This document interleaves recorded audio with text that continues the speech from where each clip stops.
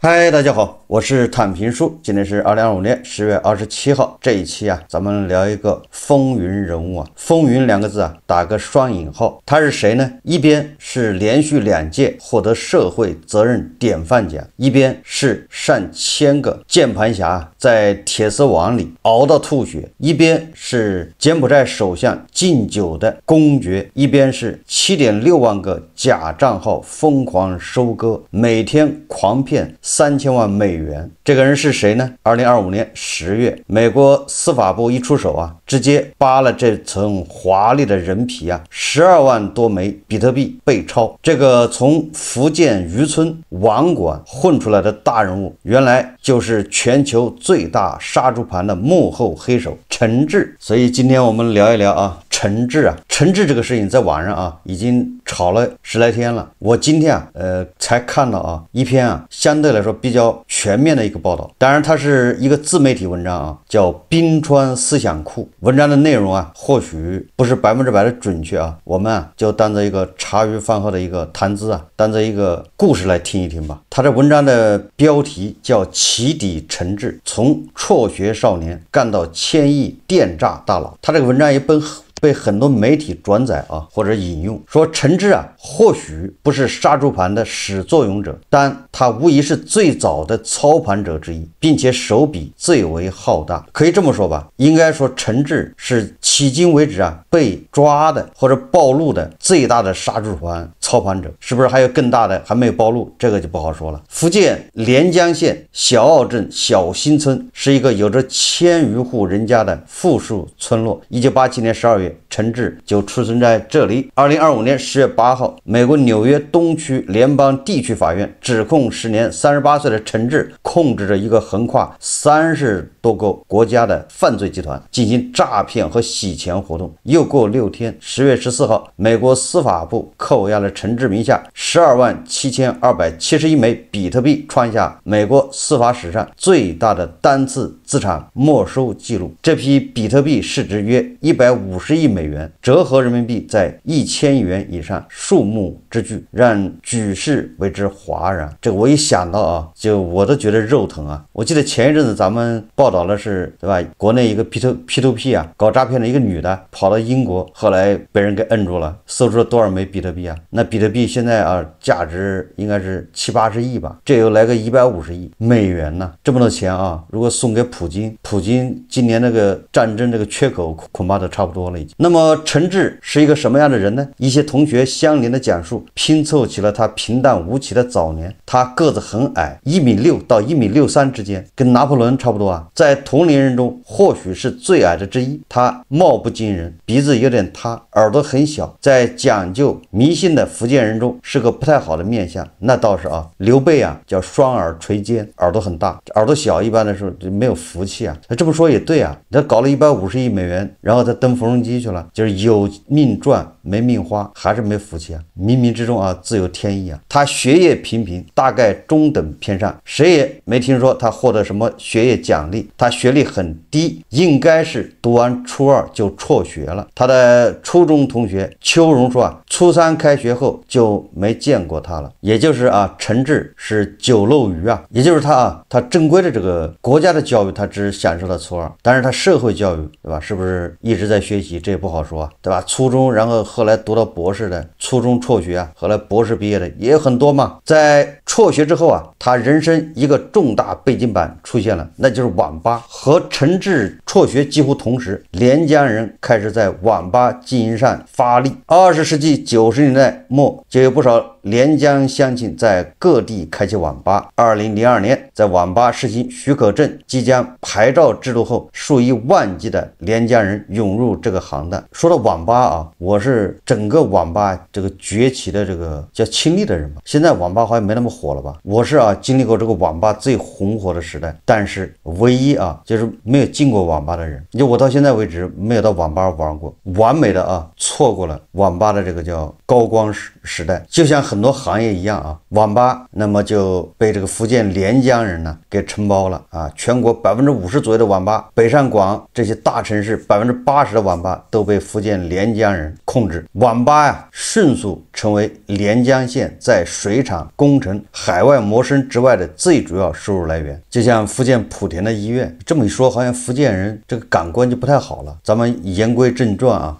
然而这个当地人俗称做点的行当却带有灰产色彩。那些年，连江人开的网吧大多收费低廉，装饰舒适，服务周到，但真正赚钱的却是隐藏在网吧深处的1、2台赌博机。陈志的第一份工作就是网吧的网管。那陈志啊，先在连江县的一个叫红利网吧，后来啊又到其他的网吧辗转周折啊，最后去了上海。这个和很多开网吧的人呢轨迹差不多啊，都是农村包围城市啊。也就是啊，他初中一毕业啊，那年纪小啊，就在家门口的这些网吧里面混。等他年纪大一点，就和众多连江子弟一样，跟随着自己的同族亲戚或乡邻去大城市闯荡。但和大多数同龄人不同的是，在上海期间，陈志就淘到了人生的第一桶金。对陈志第一桶金的来源，各种报道都语言不详，但邱荣却很肯定的说啊，是做游戏私服，大概赚了几百万，具体多少不清楚。那他这个时间点啊，和他的这个去的上海，让我想到了这个上海不是叫陈天桥吗？盛大网络啊，是不是跟这个也有关系啊？盛大网络就是那个时候崛起的啊，是不是他借着盛大网络？我觉得应该有人可以去挖一挖呀。所谓游戏私服，是私搭游戏盗版服务器，而后开通充值窗口，让玩家以现金换取装备、游戏金币等。那几年传奇游戏正火，据说陈志主要做传奇的私服。你看后面还真说到了盛大啊，说这个无论传奇韩国开发商还是他的国内代理盛大网络，都对此无可奈何。最多的时候共有500多家传奇私服同时运营，导致玩家被严重分流，也导致了中国互联网历史上一桩有名公案，盛大网络苦不堪言，最终以韩方无法解决技术问题理由巨富分成，双方合作关系破裂。那至于陈志啊搞这个游戏私服挣了多少钱，也没人知道。直到2009年，22岁的陈志离开上海，远赴柬埔寨。我的印象里面啊，柬埔寨真正火，是不是柬埔寨有个叫西港吧？它真正火应该在2016年、17年，大概那个前后。国内有很多什么投资人呢，在那鼓吹西港好，这个国内还很多人啊，带人到那儿去买房地产投资，这个柬埔寨一下就火了。不光柬埔寨火，连东南亚、泰国、越南买房都火了。那这个陈志22岁，2009年就去了柬埔寨，这说明他要么是很有头脑，要么是带有润的色彩，也就是他恐怕觉得自己在国内赚的这个钱不安全。那为什么他去柬埔寨呢？目前并没有太确凿的说法。据他同学说啊，好像是做私服出了问题，怕被警察抓走。这个说法或许还有一个佐证，此后几年他似乎从来没回来过，在集中返乡过年的福建农村，这是不太寻常的。对，福建人赚了钱，那必须回去盖房子、盖豪宅啊。但是好像陈志就没回去过。但是他为什么选择柬埔寨呢？按理来说他有钱了对吧？我选美国啊，选这个西班牙、澳大利亚，为什么去柬埔寨？这不好解释是吧？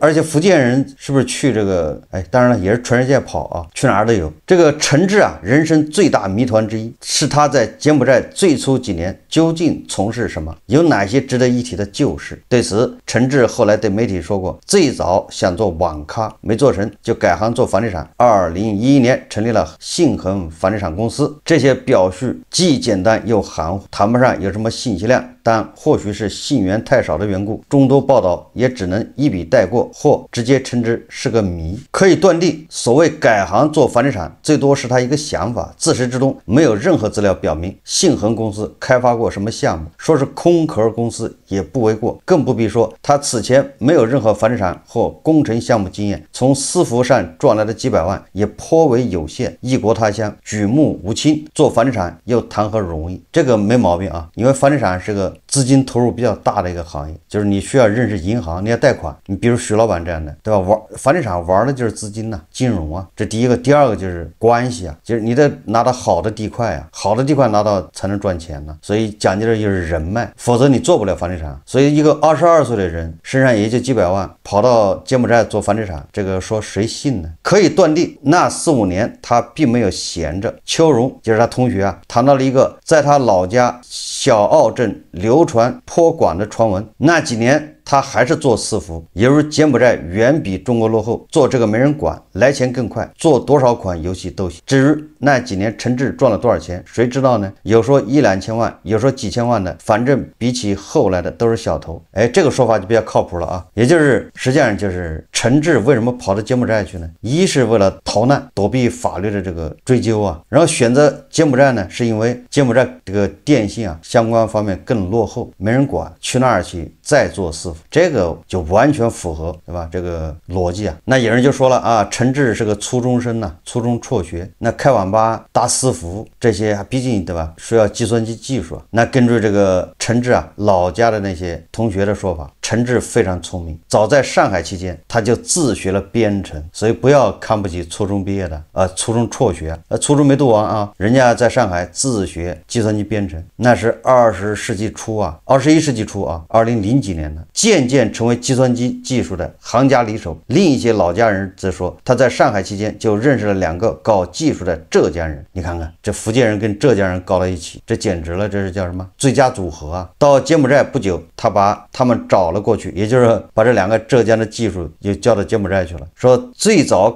投靠陈志的1、2个同乡还见过他们，但后来不知道为什么分道扬镳。就常情常理而言，所谓自学编程之类，应该是陈志的自吹自擂，后者可能性无疑大得多，也就是他找了2个技术过去。而在几年的众说纷纭岁月后啊，2014年到来了。这一年开始，陈志的命运齿轮急剧转动。第一个转动是当年年初，柬埔寨政府颁布了商业赌博管理皇家法令，将赌场经营、网络赌博全面合法化。他最引人注目的是获得博彩牌照的低门槛、低成本，一时间让全球尤其是中国资本闻风而动。你看看啊，2014年颁布的这个赌博博彩就是合法化，所以你看15、16年嘛，对吧？咱们这儿很多大 V， 很多人在推这个柬埔寨，那简直是天堂。所以我有印象啊。此后几年，柬埔寨先后颁发169张博彩牌照，其中91张在唯一的经济特区西港，就是西哈努克港，这其中就有陈志的1张。与此同时啊，2014年2月16日，陈志以25万美元投资获得了柬埔寨的入籍资格。由于中国政府不承认双重国籍，从此以后啊，就法律意义而言，他已不是中国人，而是柬埔寨人了。这个作者认为啊，这个或许透露了一个重大信息啊。这时候陈志就决定以中国人为主要的杀猪对象，试图以改换国籍来逃避中国政府可能到来的惩罚。与获得博彩牌照几乎同时，他命运齿轮又一个转动，是中国国内网吧行业在走下坡路。那几年，他成千上万的连江乡亲都在急切地寻求新出路。当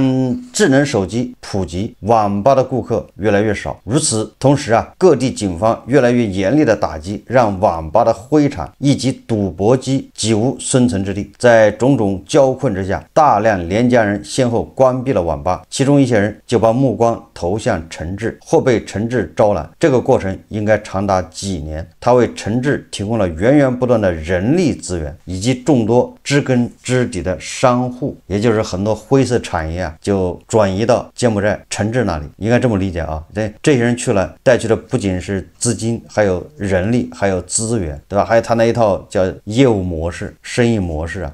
一切似乎都是为陈志量身打造。他已经来柬埔寨几年了，比起这时候争相涌入的博彩资本，他当然近水楼台先得月。他搞过多年有着灰色这个产业的网吧和伺服，这时候可以毫不费劲的转轨到博彩业。此后几年，那么多有着会场经验的连江同乡或招之即来，或跃跃欲试，这更是其他博彩资本无法比拟的天然优势。那么柬埔寨博彩业全面合法化后啊，陈志的优势更是得天独厚，无论地利经验还是人脉资源。但对陈志来说啊，最重要的却是他对所谓商业模式的设计。连江人网吧的赌博机是多少能够通过后台控制输赢的，这个大家都知道吧？他可以调那个系数啊。他从事多年的私服，既是对原有游戏的盗版，又外加了充值功能。这时候他就把二者结合在一起，形成了一套兼有控制输赢、盗版或自己开发 APP， 尤其重视充值的网赌模式，网络赌博啊。此外，老家的工业园区概念或许也激发了陈志的想象。作为那个建筑之乡的子弟，他对总开发商招商引资以及物业管理这些都不可能陌生。既然有那么多关闭了网吧的同乡，只需要将这些移花接木到这个新的异常暴利的行当上罢了。也就是说啊，在柬埔寨无论赌场还是网络赌博都是合法的，但陈志要搞的却是假网赌，是俗称杀猪盘的诈骗。与此同时，他还要搞园区，让自己坐地收租。俗称杀猪盘的网赌啊，电信诈骗大约在2013年、2014年之间大规模出现。陈志啊，或许不是杀猪盘的始作俑者，但他无疑是最早的操盘者之一，并且手笔非常大。此后几年，他的业务大致可以分为两块：一是自营，再是经营园区以抽头。什么意思呢？一个他是自己亲自下场，对吧？养团队开始杀猪盘。一是什么呢？提供场地，提供服务，提供这个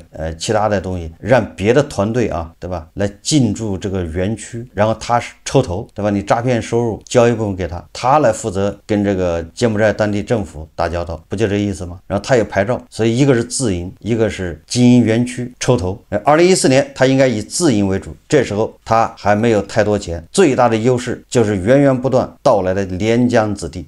这期间，他大致形成了杀猪盘的运营模式，设立了包括推广部、客服部、行政部在内的架构。其中，推广部是重中之重，他负责物色人头、诱人充值、下注。没有这个，负责充值处理、解答老客户疑问的客服，以及负责内勤、安保等工作的行政部是无源之水。2015年有些不一样，这一年陈志成立了太子集团，并涉足房地产、小额贷款、休闲旅游等领域。实际上这些都是围绕赌博上下游，这个很正常啊。福建连江本来就以建筑这个出名，就当地很多人都是本来就是包工头搞建筑的。那陈志有了钱，再加上赌博业、博彩业，所以他再去搞房地产、搞园区这叫顺理成章，这个都不算跨界跨行。你搞博彩、搞赌博，不就是旅游，不就是旅游地产都是顺带手的事啊。然后你搞赌博，那不就放贷了吗？文章说这些并不完全是杀猪盘、洗钱的工具和包装。毕竟从博彩业在柬埔寨合法化后，西港的房价、地价一涨再涨，一些热门地段甚至出现了每平方米4-5千美元的惊人价格，堪比杀猪盘的暴利。也就是房地产暴涨，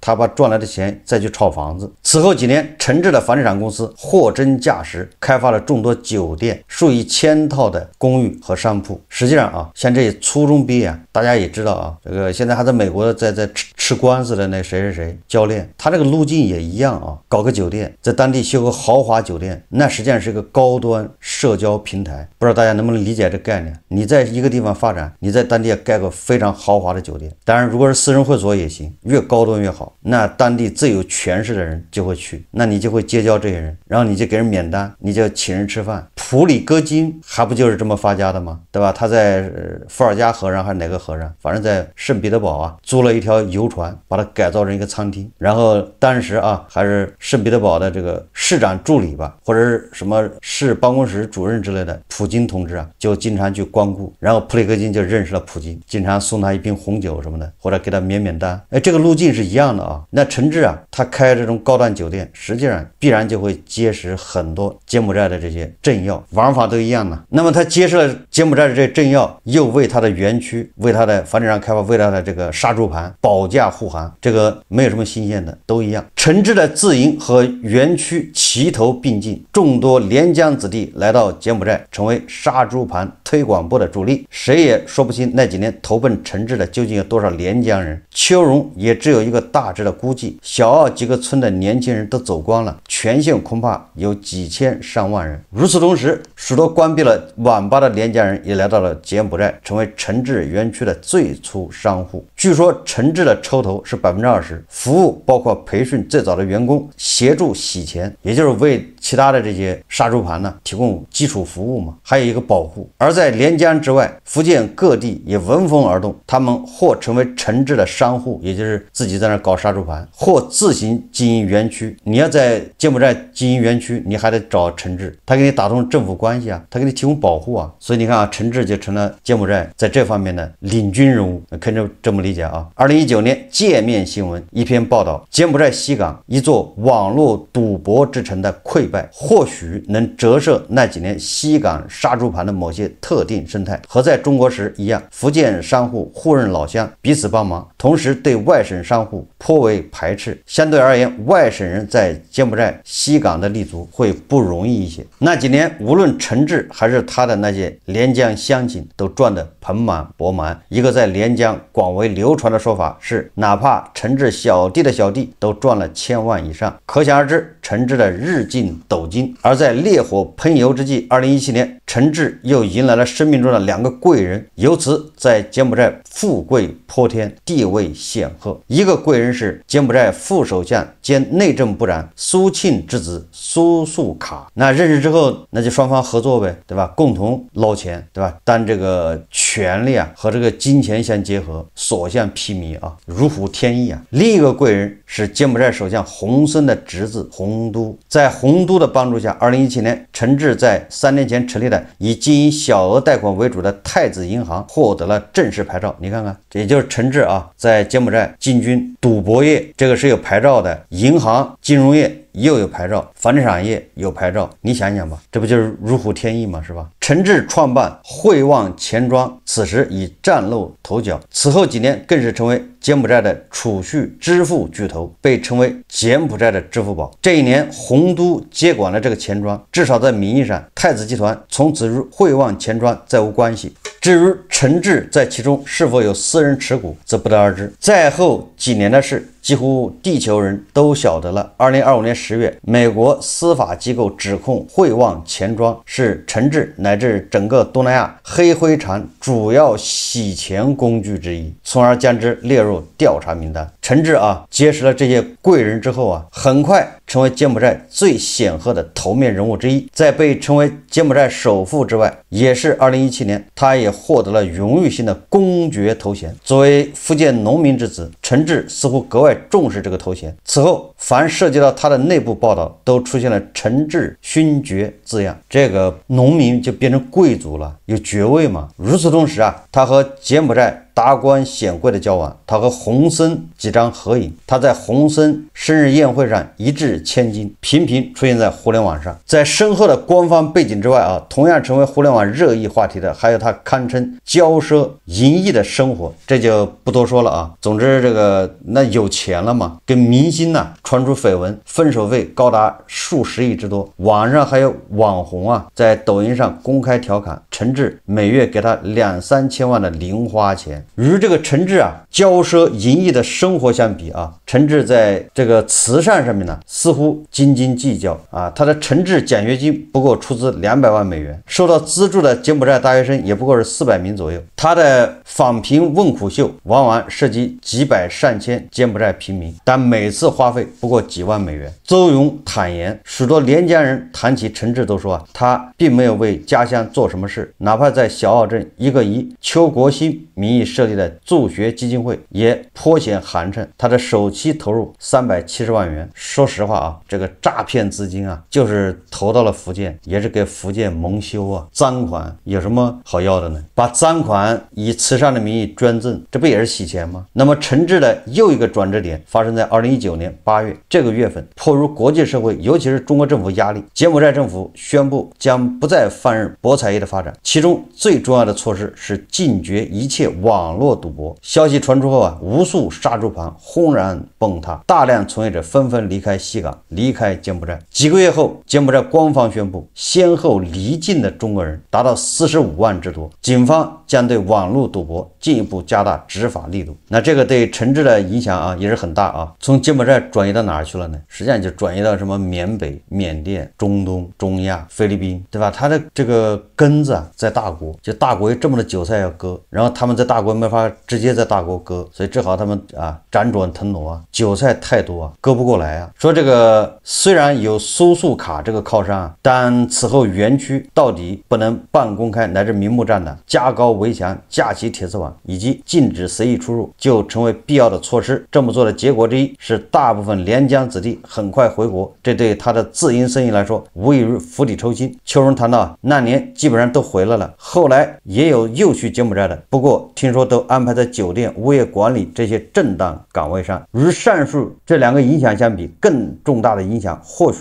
是此后他的黑场渐渐有了浓浓的血腥味。如果说此前他只求谋财的话，那么此后他和所有正在经营的杀猪盘园区一样，不可避免地转入了害命，转入了绑票、非法拘禁和人命官司。对陈志来说啊，人事部是个不太重要乃至可有可无的部门，他的连江同乡可以满足大部分需要，但对其他的杀猪盘来说就不一样了。他们大多以诱骗、扣押护照等方式凑人头，而后以远高于正常工资水平的人收入留住人。禁令发布后啊，尽管不乏在国内的犯罪的、欠下巨额债务的或毫无出路的年轻人自愿留下，但只能在园区里活动的半囚禁生活以及越来越高的业绩要求，让许多人一心想回国，乃至寻求逃跑的机会。这么一来，电棍出现了，抓捕人员出现了，巨额赎金和一条条的人命也就出现了。久而久之，不必说逃跑，就连没能完成业绩的电棍和恶犯惩罚也渐渐成为家常便饭。这个意思就是电诈人员的内卷导致，对吧？这些矛盾就出来了。哎呀，所以说内卷是个祸害，到哪儿都不行啊！你电诈人员一卷的电诈人员干不下去了，干嘛要走？要走那人家不让走啊！那毕竟还有好多人走了，那他又招人呢，招人又得卷，对吧？给开出更高的这个薪水承诺，来了要做出更高的业绩，更高的业绩，这些电诈人员又干不下去，又要跑，是吧？这不就是内卷吗？据说啊，陈志的同伙曾在回乡时自辩，这些大多是园区内的商户所为，这些商户和他们只是挂靠关系，但毫无疑问，凡奉着他的名的，必有他的罪，更不必说大多数抓捕应该只有陈志及其团伙能够完成。尽管这个陈志啊探索过新的园区模式，也就是想转型呢，比如他对太子 IT 大厦、金贝酒店这些进行了包装，这些产业已不可能通过正常经营获得利润了，但还有仍然合法的赌场牌照，他就以赌场、住宿、夜店这些为掩护，悄悄在高楼里容纳着杀猪盘。比如在杀猪盘之外，他的园区也开始容纳电诈团伙，以此扩大生财之道。他的买卖依旧兴隆。据此前媒体报道，他旗下最大的2个园区估计容纳了5000人到1万人之间，其中一个园区注册的诈骗账号达到了70万个以上。尽管已被宣布为非法，但陈志仍然高调，他名下产业每天收入达到3000万美元。尽管没有明言是来源于园区、杀猪盘和电诈，但所有人都明白这是怎么一回事。这也和美国德克萨斯州大学奥斯汀分校的一名教授分析大致相当。该教授估计啊，在2020年1月到2024年2月之间，柬埔寨杀猪盘和电诈大致从全球骗取了750亿美元。按照这个估计，陈志团伙大约占据了柬埔寨诈骗市场的60%左右，也就是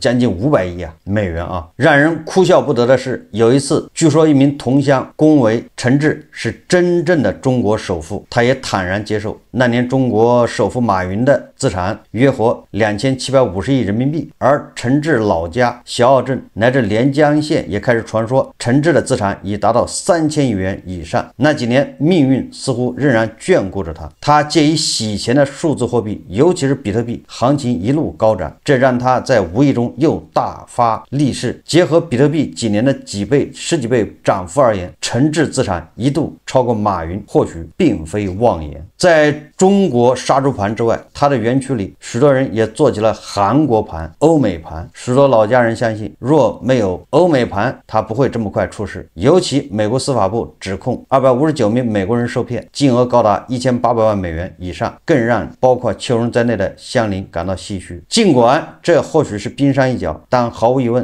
与中国盘相比，无论是韩国盘还是欧美盘，都不过是九牛一毛而已。2025年10月，陈志遭遇到灭顶之灾，他或许万万没想到，让他庞大的产业灰飞烟灭的，居然会是远在万里之外的美国司法部。这是冰川思想库的一个关于陈志的一个报道啊。这个报道我觉得虽然不是特别的这个详细啊，或者叫八卦，但是基本上把这个陈志他发家的这个路线勾勒出来了。我们最感兴趣是什么呢？你千不该万不该，你不能得罪洋人呢，对吧？你骗谁都可以，你怎么能骗洋人呢？你不要说美国人了，韩国人也不能骗啊。这个韩国总统李在明说了，谁要敢骗韩国人，就对吧？叫真正的犯大韩者，思源必诛。那个韩国派的特种部队跑到柬埔寨去执法，跟柬埔寨的军警联合执法，直接去到园区去抓人，然后专机送回来，让吴京梦想人家在韩国先实现了，对吧？大家看了新闻了吧，对吧？你骗大国人